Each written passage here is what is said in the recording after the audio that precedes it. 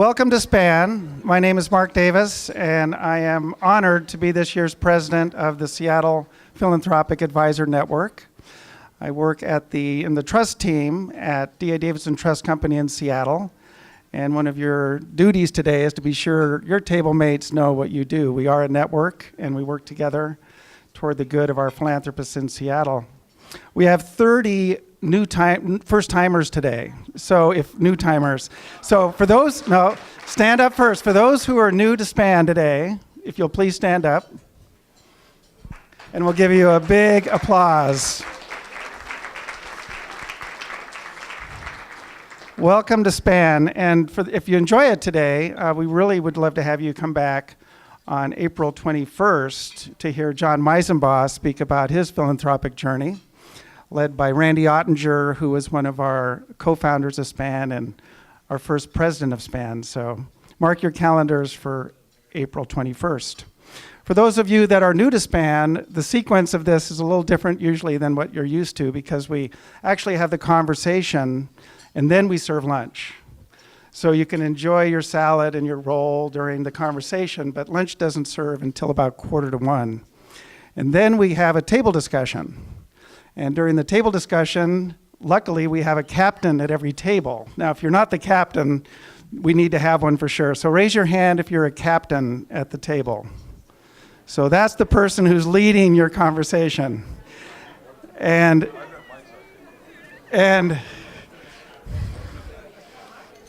part of that is due to the fact that there have been conversations that have not gone as well. So we have a captain at every table. And during that conversation, we talk about what we learned from the Behnkes today. Carl and Renee have been gracious enough to come and visit with us today and led by conversation with Aya Hamilton. And we'll learn from that today, and then we'll talk about that at our tables, which is the design to have more philanthropic discussions with our clients. The mission of SPAN is to really be sure we're having these conversations, having them at the right time, and then being sure when we have them at the right time, we do the right follow-up. And then the third part, which starts about 1:20, is we have announcements. So if you're coming up with a fundraiser next week that you'd like to let SPAN know about, you can mention that. An announcement that I'd like to make from last week was the Hutch Gala raising $13.4 million.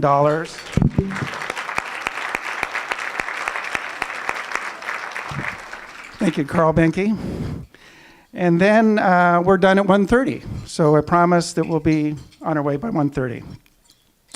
So without our sponsors, we really wouldn't have SPAN. So I'd like to recognize our sponsors at this time, and then we'll get into the conversation.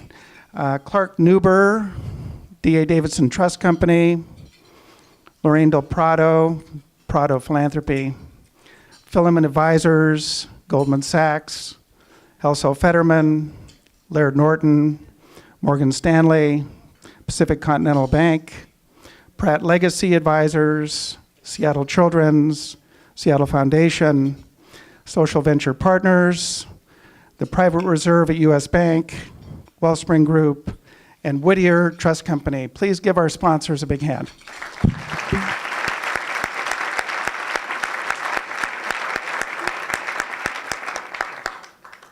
Now we're heading into the conversation. So Aya and Carl and Renee, you can start to make your way to the stage. We are very fortunate today to have longtime Seattle philanthropists, Carl and Renee Behnke, to talk to us today about their philanthropic journey. Aya Hamilton is going to introduce them and give you some background. But before doing that, Aya leads the Pacific Northwest region for Goldman Sachs. She is a philanthropist herself. She is very involved in the arts. And the pinnacle of that for Aya is the Pacific Northwest Ballet. So please welcome the Behnkes and Aya to SPAN.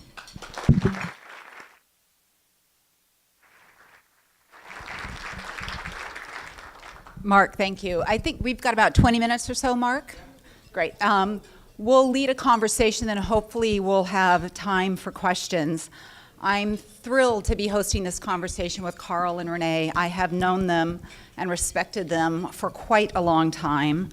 They are absolutely a power couple when it comes to business, when it comes to civic responsibility and philanthropy. But I think as you're going to see today, they're actually so much more than that.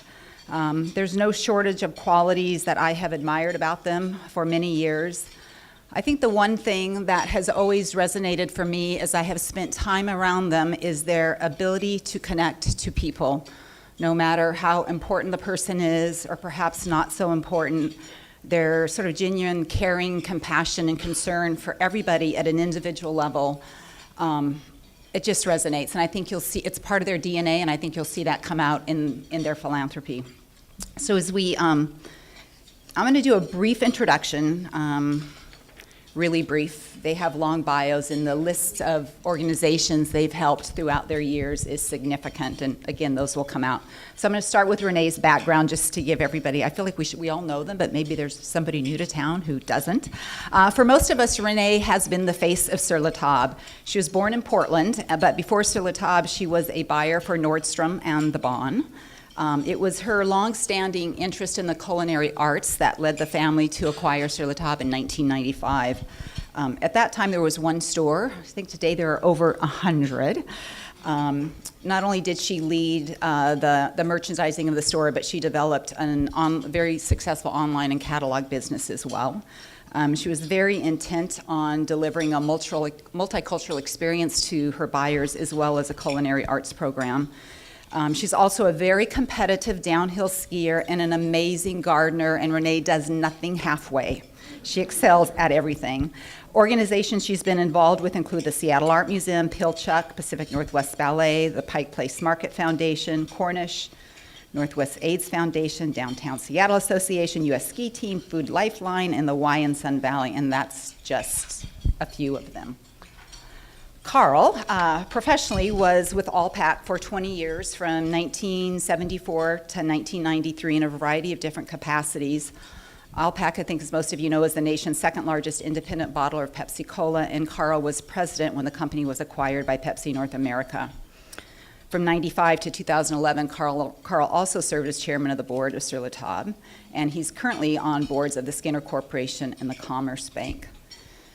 I think Carl's list of organizations is actually even longer than Renee's. It's a really long list. So I'm just going to mention the philanthropic ones that he has engaged with at a variety of different levels: Seattle Cancer Care Alliance, University of Puget Sound, Pacific Northwest Ballet, PACE, Fred Hutch, Poncho, Kirkland Center for Performing Arts, Junior Achievement, Boy Scouts of America, Bellevue Boys and Girls Clubs, and the list just goes on and on and on. So hopefully these will come out as they talk.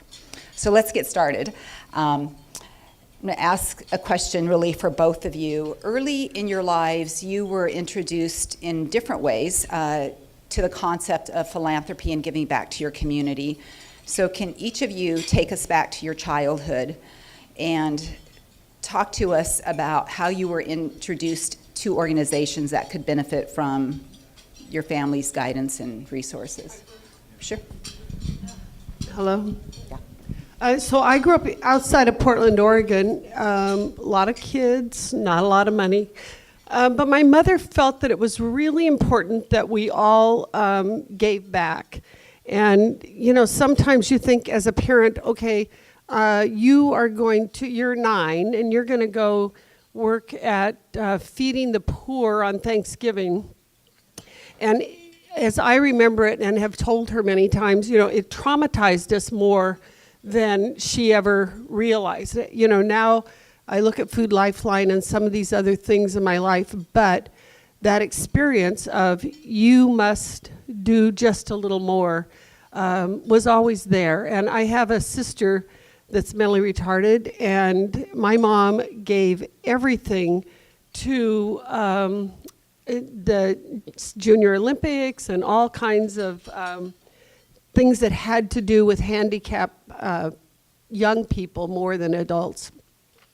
And then when I came to Seattle, to Nordstrom's, United Way played a huge role in everything that we did as a group of employees.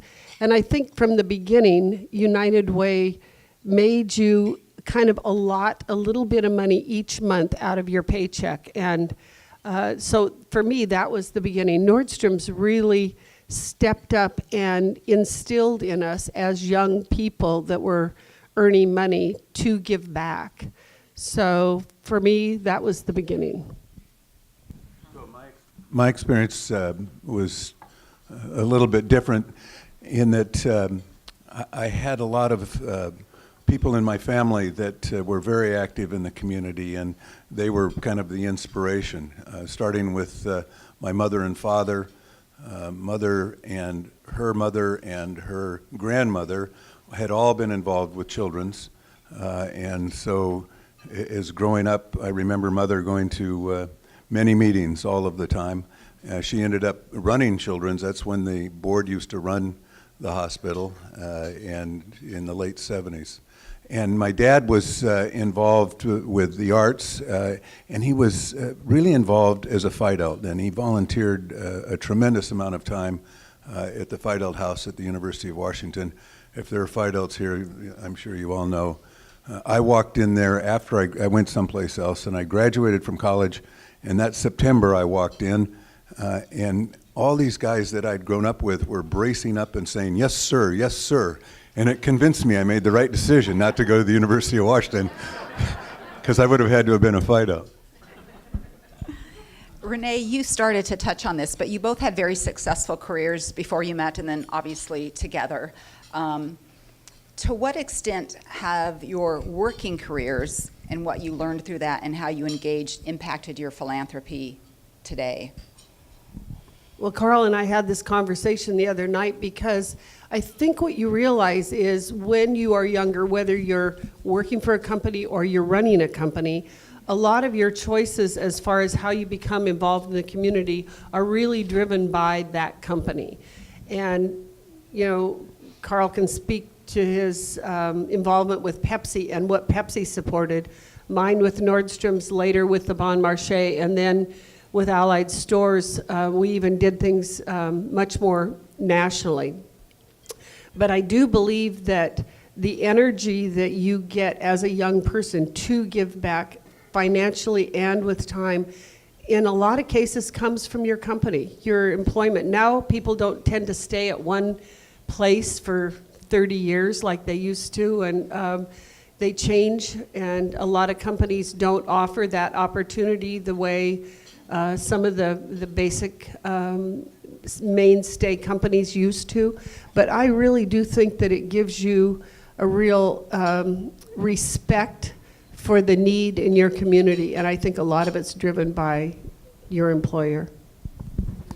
Talk a little bit about your time at Pepsi. So I really talk more about Skinner Corp, which is the family company that owned Alpac. And we had a philosophy of all the Skinner companies, and they go back into the 1920s or maybe earlier. We've had all sorts of businesses, that we ended up giving 2% of our profits to the Skinner Foundation.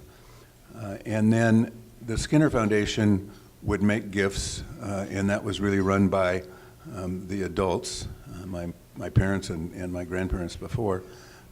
But we also took some of that money and gave it back to the companies that produced it. So with Pepsi, we had in each of our communities a community giving group, and they had from $20,000 to maybe a couple of $100,000 that they could allocate during the year, and we would have employee committees, and they would be the ones that would decide where the money would be invested, so that got everybody thinking a little bit about philanthropy. We also were very active with United Way, and we had workplace giving, and I think that helped. And we also encouraged our employees to volunteer at different things, and we would give them time off to do that in certain circumstances. Thank you. I'm going to segue to organizations that you support now or have recently supported. If you could talk a little bit about how you became involved and how your engagement with the organizations morphed and migrated over time. I was very involved with the arts during my 30s and 40s. I sat on the board of the Seattle Art Museum for 11 years and Cornish, and was involved with Pilchuck when nobody wanted to do anything with those crazy guys up there smoking pot and blowing glass. I was like, whoa. And then the same with the ballet. The ballet was brand new, and they didn't really have a board. We just wanted to have a lot of fun parties. So when I think about that part of my time, and then when I met Carl, I don't think he'd ever been to the ballet. And we went to the ballet, and he was quite shocked that these people were such great athletes because, you know, if you don't know, his life really revolves around football and athletic endeavors. And so I think that for me to watch the progress of what I did in my 30s and then what touched my heart and soul and how we went forward as a couple in our 40s, 50s, 60s, and on. And I think we sit and we've been doing this in the past week. We really agree on what should be supported. Sometimes I'm kind of shocked with when he'll come up with, oh yeah, I'm going to do this because so-and-so asked me. And I think the one thing you have to remember is that anytime so-and-so asks you and you support that organization, that we say that we have chits out, you know, how much, okay, be sure to make a list of who you supported that wasn't on your target list. And those are really important opportunities for everybody. Does that answer the question? Carl's laughing. So I got started in a variety of organizations, initially supporting things that my children did, and I ended up being the head of the Bellevue Boys and Girls Club long time ago. When I was at Pepsi, I worked on the Convention and Visitors Bureau and the sports group and junior achievement, things that supported the people that were our customers. My father was the second president of Poncho. Paul Friedlander was the president for the first 2 years, and my father was the next one. And so when I moved back into town after school in the Navy and so forth, I was asked to be on that board, and I eventually became the president of Poncho. Renee was with me at the time, and she did more work than I did, but nevertheless, I was the president. That's kind of how we ran Sur La Table also. Well, there's no question. Yeah. As long as you understand when you work for your husband and your mother-in-law, you know, and you don't have a wife, it's a much harder job. So when I finished with Poncho, Judy Wetzel, who was the executive director, told me that now I had to go be on an arts board. And I kind of looked at her and said, you got to be crazy. So I went around and I ended up on the ballet board and have spent a long time there. And Aya's been my mentor there and helped me along. After we sold the Pepsi business, my mother was on the Fred Hutch board at the time, and they were gearing up for their first capital campaign. And they came and called on me, and Bob Day said, well, your mother said you're unemployed, and maybe you could work on our capital campaign. So that's how I started with the Hutch. I worked on the capital campaign. I eventually became a board member and the chair, and then they moved me over to the Cancer Care Alliance, and now I'm back on the Hutch board again. So that's how I got involved there. That sort of leads me to my next question. You both have been very active on boards. What makes a great board member? Well, Carl's probably the ultimate board member. I think number one, being prepared. Hopefully being prepared, not only being present, but being prepared. I think also a lot of times on the art board more than professional boards, I sat on the national board of U.S. Olympic ski team.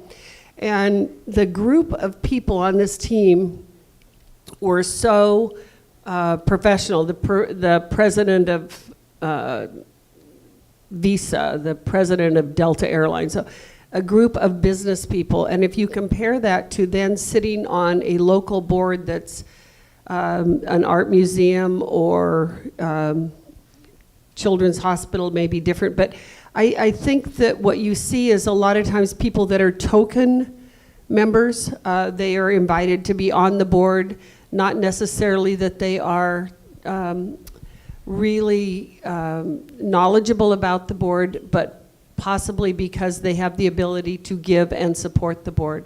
So I think being present is really important, and also when you are on a board, to make sure that you participate only at the time that's important. So many of the boards, you have a certain amount of time allotted to go to a board meeting, and people get sidetracked and go off on these tangents of things that are important to them. And for me to sit on a board like that is counterproductive to my use of time. And I have gone, when I was running Sur La Table, I went off of all the boards I was on. And now I spend my time supporting Carl on the boards he's on and doing work for boards that are important, but not as a board member. So I think that a good board member's responsibility is really to manage the strategic direction of the organization and not to get into the running of the organization. I think it's important that you hire the right people, and that's also a big responsibility. The hardest thing when you're a board member or a board chair is if you have turnover at the top, because that takes an awful lot of extra time. I remember Kerry Bozeman was the chair or the president of the Bellevue Boys and Girls Club, and he got me to re-up for a second year, and right afterwards he resigned and went to King County. That's the worst thing that can happen to a board chair. But the responsibility is of good board is to be strategic, to hire the right people, and to build your board with people, like Renee said, that are going to be there and do the work and do the job. We've had several boards where we'll have an associate board, and they're the ones we rely upon to maybe give a little more money to get them involved that way. But I think those are the key issues. That's good, because that actually leads to my next question. When you think about mentoring new board members, sort of what resources do you use? What filter do you use in terms of figuring out who's the right fit for your boards? Well, I think, first of all, there has to be a genuine interest. You know, for the ballet, for instance, we find people that are interested in the ballet who may have given without being on the board or who have expressed an interest. When you're talking about the Hutch, for instance, the Hutch board, I was chair 12 years ago, and they've upgraded that board so much, it's just unbelievable. But it's going out and recruiting leaders in the community. You know, that facility is world-renowned and is going to only get better. And we have actually gone and recruited some excellent board members. So I think that you have to find people that have an interest in whatever the cause is, and then pursue them and make sure that they understand what their responsibilities will be. So a tougher question, sort of introspective, is when do you know it's time to roll off and look for something new and leave a board? Well, I think that you know when your energy begins to wane on a particular board. And the reason you were brought on that board may have been because of your connection to the community. It may have been because of your leadership or your financial understanding. But after about 10 years, you have given as much as you can possibly give to a board, unless you are just there to financially support the board. And I think sometimes new blood, new energy is really, really important to a board. And the person themselves, after about 10 years, should be able to say, okay, and Carl's rolled off and then rolled back on. several boards, but I think that's all right also. Go off for a couple of years. Look at how the change in the Hutch is a perfect example, the changes, and then come back with new energy that's really, you're energized by the people that surround you. So I'm a failure at this. I was on the Hutch board for 10 years, and I went to the Seattle Cancer Care Alliance, which is separate, but still associated. And then they brought me back on the Hutch board, so I've been back for a year. But my worst example is the University of Puget Sound. When I joined the University of Puget Sound, Lou was one of the trustees and was a mentor. I've been on that board for 30-some years. Now, I've had some breaks, and the one thing about that board that has kept me back is, first of all, it's a wonderful educational institution. I was recruited because I had a liberal arts background and from Seattle. They wanted Seattle business people. And when I joined the board, there were like 2 alums on that board. And I told the people at the time, Phil Phibbs, that was just horrible. I couldn't believe it. Today, there's 2 of us that didn't go there or aren't parents of people that went there. It's Bill Weyerhaeuser and myself, so I'm in good company with Bill, and he's been on the board longer than I have. But that's an example of where the board has changed over time. And Lou was on for about 10 years when I was on. I want to talk just a little bit about sort of passing the baton and educating and transitioning leadership to the next generation, whether it's family or employees. So what strategies have you used in your own lives, either in business or at a family level, to engage the next generation? Well, Carl's children grew up watching Carl and Carl's parents and stories of the grandparents and their involvement in their community. So he's been very straightforward with them. What are you interested in and what are you going to do? I think that Merrill has chosen a hospital situation in Bellevue. Marissa's on speech and hearing. Carl's brother, Ned, died of AIDS. Oh God, I was thinking about this 30 years ago. And Marissa works on the speech and hearing deafness center. So I think that in this particular case, they know what their responsibility is to the community, and they know that they need to come forth, and as well as their husbands. And in my particular case, I didn't have kids of my own. I have a lot of kids that didn't belong to me that I've collected along the way.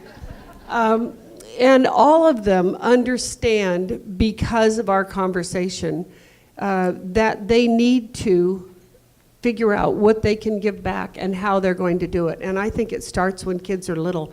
I think it starts by maybe not going to feed the poor on Thanksgiving, but I think it starts with little kids and talking about giving something to this person or food or whatever. So in our particular case, they understand, but I think schools can do more. I think that there's a lot of ways. Most of the people in here probably remember when we used to have the card and you put the dimes, you got the card for the March of Dimes, and you put the dime in the card and you went to all the neighbors and you got a dime from each person, and then you took the card back. I asked why they couldn't do that now because they said somebody'd steal the card. So I said, okay, well. But that was really, the grade school level of learning to give back to people who didn't have as much or who had an illness, I think, was more than not the money, because we were all poor. Poor people have a hard time stealing from poor people. So. Do you want to add anything, Carl? Sure. We have a small family foundation, and the children work on that, so we work through potential gifts. One of the main things we're doing now is supporting an artist effort through Cornish. And I think that that both of my daughters were really inspired by Mother. They knew Mother better than Father because he passed away earlier. And they have become involved a little bit with children's. Meryl had a very serious illness and spent 10 days at Overlake, and so she became very involved with Overlake and helped with their gala this last year. And I think that it's just giving them the ability to step out and take the time to do that, and encouraging them to participate and to do good things. I'm going to ask one last question. As you know, this is a room of advisors, so the question, who are very interested in helping their clients engage around philanthropic topics. What are your expectations in working with your advisors around your philanthropy? We really make most of those decisions ourselves, other than end-of-life giving and, Well, I think that we look for them to help us do it in the most tax-efficient manner, and the ability to, as we support different organizations. But for the most part, we rely upon family to how we approach things and so forth. Thank you, Carl and Renee. Mark, do we have time for questions, or are we a few questions? Anyone have a question for Carl?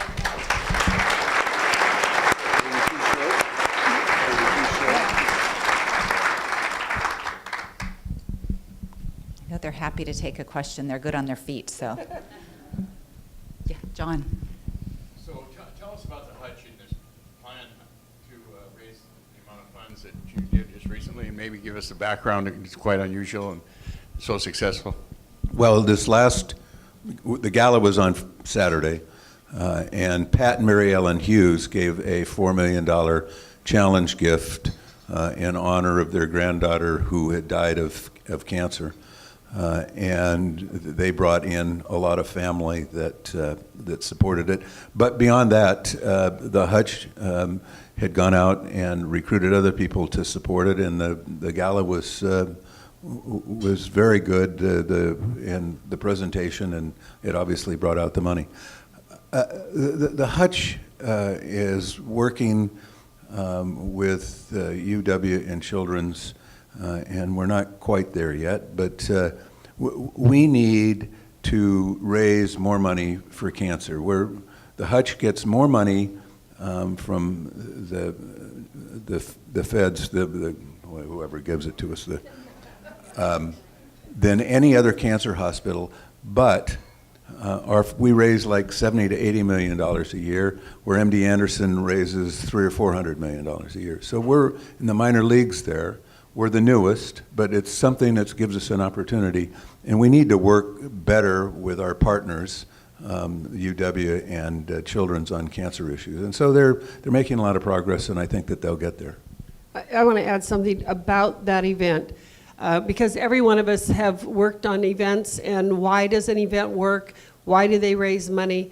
And in that particular case, as in many, I mean, when we used to raise $1 million for Poncho, we would all, applaud ourselves. And now grade schools raise, money. But I think that in that particular case, everybody's been touched by cancer, and maybe it's our age, but in the past year, we all have been touched more than normal. And they brought together not just this one child, but there were probably 20 people that had lost children to brain tumors, which is what this was research about. And each person walked up onto the stage with a picture of their child with lights around it. And so it wasn't just about this one person, it was about everybody. And also, one of the mistakes that happens at a lot of fundraisers is that they raise the paddle after dinner, and half the audience has gotten up and left. And in this particular case, they had 10 auction items, and nobody needs anything else. But if it's things that you can't get, or opportunities that you can't buy, and then they had to raise the paddle. And then they served dinner, and then they had an unbelievable music group, and nobody left. So I think the event from beginning to end was orchestrated without a hitch. And so many times, none of us want to go to another event. but every single person that we spoke with said, you know, if they did that kind of a party, I'd come back. So I just think that it wasn't just about the loss of this child or how little research money we have in this community for cancer, but I think it was a bigger story, and I was really impressed with what they did. Yeah, National Institute of Health is what I was trying to think of earlier. We go to an auction in Sun Valley every summer that is a great cause, and execution of it is so poor that they just leave money on the table, and you feel bad for them. Well, they want you to be on that board. No, I know. And we're not, we're just good citizens over there, so we go, and I try and give them a little advice, but twice they have a... Just so you know, Carl, they called and would like to meet with you this They have next week. they have an inspirational speaker, and then they do dinner, and everybody leaves before they raise the paddle, and it's they leave a lot of money on the table. Nice to hear about that event. Was there another one? Do we have one more question? Okay, we're good. Okay, great. Thank you, Carl and Renee, very much.